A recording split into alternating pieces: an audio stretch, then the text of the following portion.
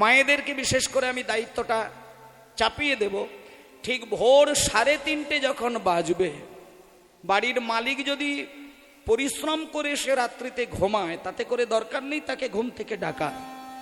ছেলে যদি রাত্রিতে পরিশ্রম করে বাড়ি ফেরে, তাহলে ওই ছেলে যদি ঘুম থেকে না ওঠে, দরকার নেই। কিন্তু আপনি যেহেতু বাড়ির গিন্নি, আপনি যেহেতু ওই সংসারের লক্ষ্মী হতে চাইছেন, তাহলে আপনি নিজ দায়িত্বে 3:30 বেজে গেলে বিছানাটা ত্যাগ করে কিছুটা সময়ের জন্য আপনি আপনার ওই ঘরের মধ্যে গৌরাঙ্গের নামের অমৃতটাকে একটু ছড়িয়ে দেবেন। যার বাড়িতে নিত্যদিন কণামাত্র গৌরের নাম চলে, সেই বাড়িতে কোনোদিন মোহ অন্ধকার থাকতে পারে না।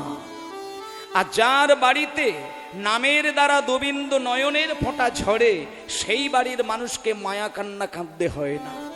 তাই ভক্তমণ্ডলী মায়েরা, আপনাদেরকে বলি, মায়েদেরকে 3:30 যখন বাজবে ভোরের বেলায়, কিছুই না, একটা সহজ গান, সেটা পারলে উচ্চ স্বরেও করতে পারেন, নইলে ফিসফিস করেও করতে পারেন।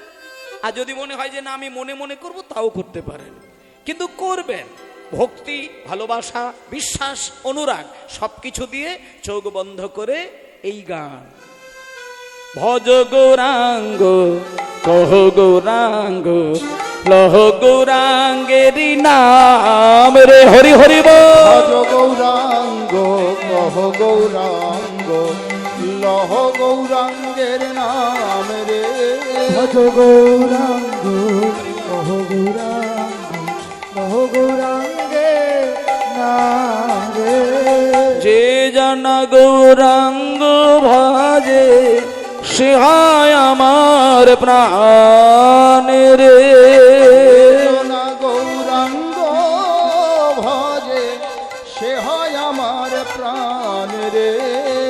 যে জন গৌরাঙ্গ ভজে সে হয় আমার প্রাণ রে। যে জনা গৌরাঙ্গ ভজে সে হয় আমার প্রাণ রে। যে জন গৌরাঙ্গ ভজে সে হয় আমার প্রাণ রে।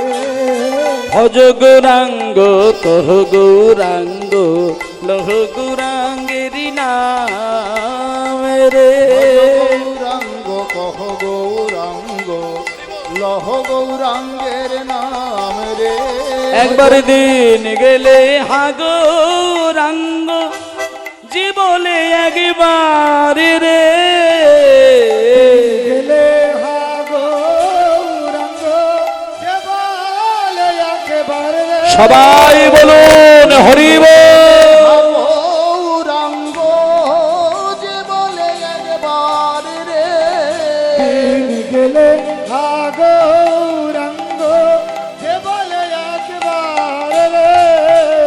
সেই জন আমারই হয়, আমি হই তার রে। জনায় আমার হয়, আমি হই তাহার রে। সে জনায় আমার হয়, আমি হই তার রে। ভজ গৌরাঙ্গ কহ গৌরাঙ্গ লহ গৌরাঙ্গের নাম রে। হরে গৌরাঙ্গ কহ গৌরাঙ্গ লহ গৌরাঙ্গে নাম রে। হরি বল। ভজ গৌরাঙ্গ কহ গৌরাঙ্গ লহ গৌরাঙ্গের নাম রে। বাবা বাবা, হরি বল হরি বল হরি বল হরি বল। এই যে গানটা আমি গাইলাম, এই গানটা হচ্ছে বৈষ্ণব জগতের খুব শ্রেষ্ঠ একটা সঙ্গীত বলা যায়। ভজ গৌরাঙ্গ কহ গৌরাঙ্গ লহ গৌরাঙ্গের নাম রে। এমন কোনো কঠিন ভাষাও নয়, আর তাল ছন্দটাও খুব কঠিন নয়, কিন্তু গানের ভেতরের আবেগটি কিন্তু খুব কঠিন বলা যায় তাদের ক্ষেত্রে যারা গৌরের চরণে আত্মনিবেদন করতে পারে না। কিন্তু যিনি গৌরের চরণে আত্মনিবেদন করতে সক্ষম, তিনি এই গানটা গাইতে গেলেই নয়ন দিয়ে ছচ্ছর করে জল গড়িয়ে যাবে। আর একটা জিনিস আপনাদের বলে দিই মা, কীর্তন গান এমন একটি রসের গান, যে গান শুনলে পরে, যে গান গাইলে পরে মানুষের কোমর মাথা ঘাড় দোলানোর কিন্তু ইচ্ছেটা যাবে না। কীর্তন শুনতে গেলে মানুষের সর্বপ্রথম যে জিনিসটা দুলতে শুরু করে সেটা হলো তার একান্তভাবে তার শুদ্ধ হৃদয়। যে কীর্তন শুনে হৃদয়টাকে ভিজিয়ে দেয়, দুলিয়ে দেয়, চোখ বন্ধ করে অনায়াসে গৌর চরণকে ধুইয়ে দিতে পারেন, একমাত্র তিনি ভগবানের প্রতি আত্মনিবেদন জানাতে পারেন।